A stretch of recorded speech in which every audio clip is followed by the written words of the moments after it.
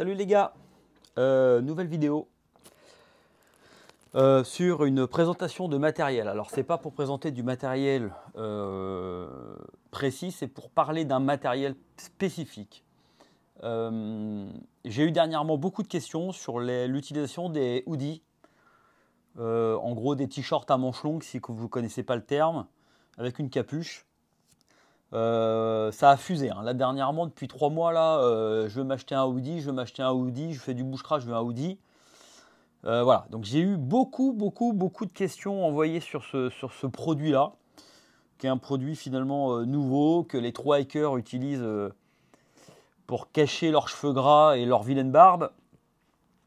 Et donc, je plaisante en disant ça, hein. Et donc, voilà. Donc, en gros, c'est un textile qui est fait pour protéger surtout du soleil. Moi, je les utilise depuis maintenant 8 ans, alors à différents grammages, hein, différentes épaisseurs. J'ai des millets qui sont avec une fermeture intégrale, qui sont assez chauds, donc j'utilise beaucoup l'hiver et que j'aime énormément. À savoir que la capuche, je m'en sers très rarement, sauf quand je descends un col très venteux, mais en général, je la mets pas beaucoup. Je suis pas très cagoule ou capuche. Donc voilà. Et donc j'ai des hoodies, on va dire estivaux, donc assez légers. Et ça, j'en ai pas mal. J'ai de pas mal de marques, hein. J'ai du Arc'teryx, j'ai du Rab, j'ai du Montbel, j'ai du Outdoor Research. Et je crois que j'ai Mountain Hardwear également. Donc, on m'a demandé, est-ce que toi, tu utilises des hoodies? Alors moi, j'en utilise parce que j'en avais acheté, mais je les utilise plus comme des polaires que réellement en t-shirt. C'est-à-dire que je les utilise, j'ai toujours un t-shirt en dessous du truc. Pourquoi? Parce que moi, personnellement, et là, c'est vraiment ça ne m'appartient qu'à moi, j'ai toujours trop chaud avec ces capuches et ces manches longues. Il y a 2 ans, dans les Alpes, j'avais fait une randonnée avec un hoodie, donc manches longues et capuche. Et j'ai crevé de chaud, c'était infernal. D'ailleurs, j'ai fini à poil, torse nu dans ma rando, puisque l'air ne circulait absolument pas autour du cou. Donc j'étais trempe. Et j'ai absolument détesté la sensation. Cette sensation d'être emprisonné dans un textile quand il fait 40 degrés, je trouve que c'est insupportable en ce qui me concerne. Après, on n'est pas tous fait pareil, on n'aime pas tous les mêmes choses. Donc non, je ne les utilise pas comme dans a priori pas mal de vidéos, parce que dernièrement on m'en parle énormément, donc je vois qu'il y a un phénomène de mode qui est en train de naître, hein, sur les hoodies. Moi personnellement, j'apprécie pas du tout ça. Voilà, je vous dis encore une fois, j'ai trop chaud, je transpire, les manches ça me coule ici, ça dégouline au bout des doigts. Non, voilà, je préfère, j'ai des t-shirts qui sont en synthétique, des Outlaw, qui sont ras du cou, pardon, manches longues pour faire de l'alpinisme, et ça je préfère, parce que ça respire beaucoup plus. Et donc, voilà, donc personnellement, je n'aime pas les hoodies, je trouve que ça n'a pas d'utilité pour ce que, en tout cas, moi je fais. Donc de la randonnée en montagne, peut-être que dans le Texas ou sur des randonnées à plat où il n'y a vraiment pas d'air, et où ça cogne fort, je peux comprendre qu'on puisse se protéger avec ce genre de textile. Maintenant, dans mes randonnées personnelles en France, j'en vois pas du tout l'utilité. Et le look en plus me fait un peu flipper. Je trouve pas ça très beau. Voilà quoi. J'ai un minimum d'orgueil, le mot juste, et donc je veux pas me balader avec une capuche avec juste la gueule qui dépasse.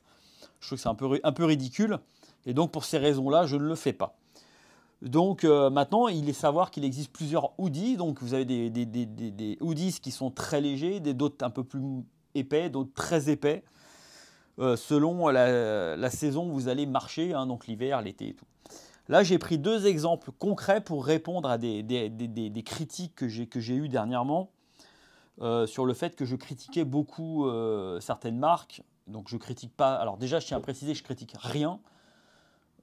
Personnellement, j'achète, j'utilise et je juge ce que j'ai utilisé. Contrairement à certains qui vont parler de matériel, qui vont me faire des leçons de morale et qui n'ont absolument pas testé les produits. Moi, je parle de ce que je connais et ce que j'ai testé. Je ne parle pas de produits que je n'ai pas testés. Hein, parce que certains me prêchent la bonne parole de par des vidéos qu'ils ont vues, mais ils n'ont jamais testé le produit. Voilà, moi je tiens à dire vraiment que c'est des matériels que je connais, quoi, et que j'ai en ma possession. Donc je peux parler voilà, en sachant de quoi je parle. Donc là, je vais, pour encore une fois limiter la polémique, je vais parler donc du Montbel que j'ai là. Alors, ne me demandez pas les références. Le but, ce n'est pas de vous présenter un produit spécifique et de vous leur inventer le modèle. C'est de vous comparer deux produits, on va dire, de qualité égale. Enfin, de qualité. On va dire que le cahier des charges est le même. Là, vous avez ici un rab et là, vous avez un Montbel. Bon, déjà, on peut voir qu'en termes d'encombrement et de poids, le Montbel est quand même un peu plus épais que le rab. Hein. Donc, forcément, pour le coup, nettement plus lourd, peut-être 3 fois plus lourd que le rab, voire 4 fois plus lourd, je pense. En tout cas, ils visent à peu près la même chose tous les deux. Hein. Ils visent une randonnée, donc des hoodies en période estivale. Et donc, voilà, à choisir, le rab est 10 fois mieux. Moi, j'ai les deux. Je parle encore une fois en connaissance de cause, de ce que j'utilise moi. Pourquoi il est 2 fois mieux? Parce que bon, déjà, il est beaucoup plus léger, hein, tout simplement. Donc, il est beaucoup plus respirant. Il va s'approcher d'un lycra de randonnée, sans le côté collant, vous voyez, sans le côté poisseux. Et ce que j'aime beaucoup sur ce hoodies-là, c'est que il est assez près du corps, vous voyez. Il n'est pas difforme, contrairement au... Alors, j'aime moins la forme, justement, du Montbel. Donc, j'ai été obligé de le prendre en toute petite taille. Il est en S. Et vous voyez, on est déjà beaucoup plus guenille, façon de parler, dans la façon de porter, quoi. Beaucoup plus large, ample de partout. Certains vont aimer parce que du coup, ça ventile peut-être un peu mieux. Moi, j'aime pas du tout quand les manches elles branle-balle de partout, que vous avez les manches en dessous, là, en dessous le coude qui est comme ça. Moi, c'est pas mon kiff. J'aime bien les choses quand même assez fitées, quoi. Maintenant, on va parler purement et simplement de qualité, puisque je vais y revenir. J'ai eu beaucoup de critiques en me disant « Ouais, Montbel, tu dis que c'est pas bien. » Attention, Montbel, je ne dis pas que c'est une mauvaise marque. Je me répète pour la 30e fois. Ce n'est pas une mauvaise marque, mais ce n'est pas non plus une marque haut de gamme. C'est une marque de randonnée entrée de gamme. Donc ça va être supérieur évidemment quand même à du Decathlon et des choses comme ça, mais c'est pas du Arc'teryx, c'est pas durable, c'est pas du The North Face, on n'en est pas à ce niveau, quoi. Donc il faut juste remettre les choses à leur place. Voyez, je vais vous montrer des... Alors, on va pas parler pendant des heures, en fait, je vais juste vous montrer ce que c'est que de la qualité. Les deux valent le même tarif. Celui-ci est même un peu moins cher. Et se veulent, entre guillemets, protecteurs pour l'été, et donc ont exactement le même cahier des charges. Je fais le tour pour vous montrer. Hop. Petit détail, les coutures. Alors vous allez me dire, à chaque fois on me dit oui, mais les coutures, pardon, je me mets en face, les coutures, on s'en fout. Eh bien moi, les coutures, je m'en fous pas du tout, parce que quand je paye un vêtement assez cher, j'ai envie d'avoir quelque chose de propre. Alors sur Montbel, on peut voir que c'est propre, hein, il n'y a rien globalement rien à redire, hein, c'est pas non plus, c'est pas catastrophique, c'est relativement propre, mais c'est en surépaisseur. C'est en surépaisseur, encore plus vrai dans l'encolure, où là on peut percevoir que tout est en surépaisseur. Hop, je me mets encore plus près, vous verrez mieux. Donc vous voyez tout ça, ça frotte. Dans le cou, pareil, on voit qu'il y a les coutures se croisent au niveau de l'encolure. Ça, moi, sur 10 heures de marche, ça mérite. Ça mérite et ça m'emmerde. Voilà, le mot juste. Et donc ça, c'est pour moi, c'est pas signe d'un bon développement, d'une recherche et développement. Et les coutures, aujourd'hui, les coutures comme ça, on voit ça partout sur des textiles à 10 balles, on le voit. Regardez, je prends le rab qui est à côté. Hein, vous allez juger par vous-même, hein, je ne vais pas vous influencer. Hop, regardez les coutures. À plat, complètement touche-touche, il n'y a rien qui dépasse. Hein. On pourrait faire un macro. Regardez la différence des coutures. On va prendre l'encolure, on va comparer ce qui est comparable. Les coutures, encore une fois, sont à plat. C'est à plat. Et il n'y a rien qui se... en plus, je le prends au mauvais endroit, je suis con. Pardon. Prendre l'arrière. Vous voyez, ils ont eu l'intelligence, dans le coup, d'arrêter le galon à plat. On repart sur des coutures à plat avec quelque chose de soyeux.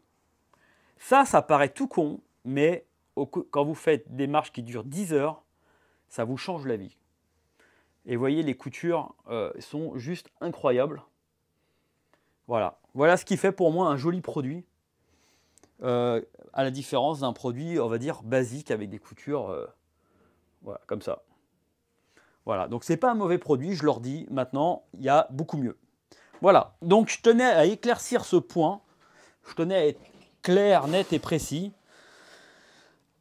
Voilà, il y a des différences de matériel et de matériaux. Chez Montbel, on est sur des produits d'entrée de gamme. Hein. Arrêtez de me dire que c'est ce qu'il y a de mieux au monde.